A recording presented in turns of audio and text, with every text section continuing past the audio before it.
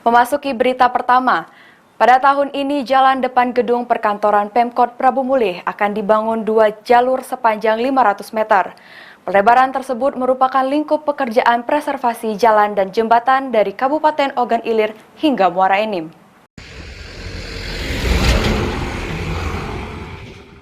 Permintaan Wali Kota Prabu Mulih kepada Balai Besar Pelaksana Jalan Nasional Sumsel untuk melebarkan jalan terutama di depan perkantoran Pemkot Prabu Mulih mendapat angin segar, di mana akhir Agustus ini pihak BBPJN 5 mulai melaksanakan pelebaran jalan menjadi 2 jalur atau 4 lajur.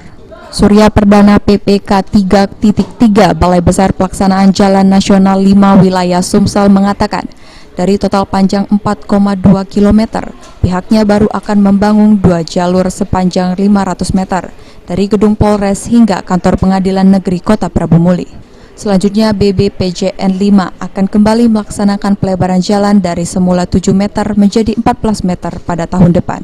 Yang sekarang ini kan dia cuma 7 meter kan, 3,5 itu bahasanya 2 lajur. Nah kita buat jadi 4 lajur nanti, nambah ke kiri sama ke kanan.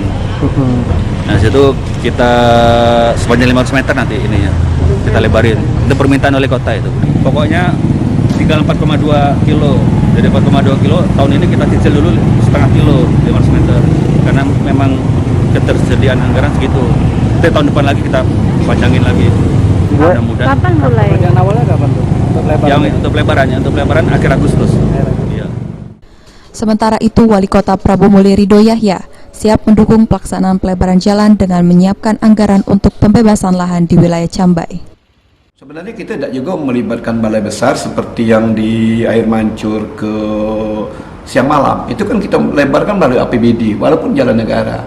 Nah, tapi karena sekarang kondisi keuangan kita benar-benar terbatas, makanya kita mohon ya balai besar untuk melebarkan, meneruskan dari Siang Malam sampai gerbang. Dan kita juga sedang menganggarkan di daerah Cambai itu pembebasannya, itu melalui APBD. Jadi pembebasan lahannya APBD, ya mohon pelebarannya tetap kita berharap melalui balai besar. Itu harapan. Beni Firdaus, PAL TV.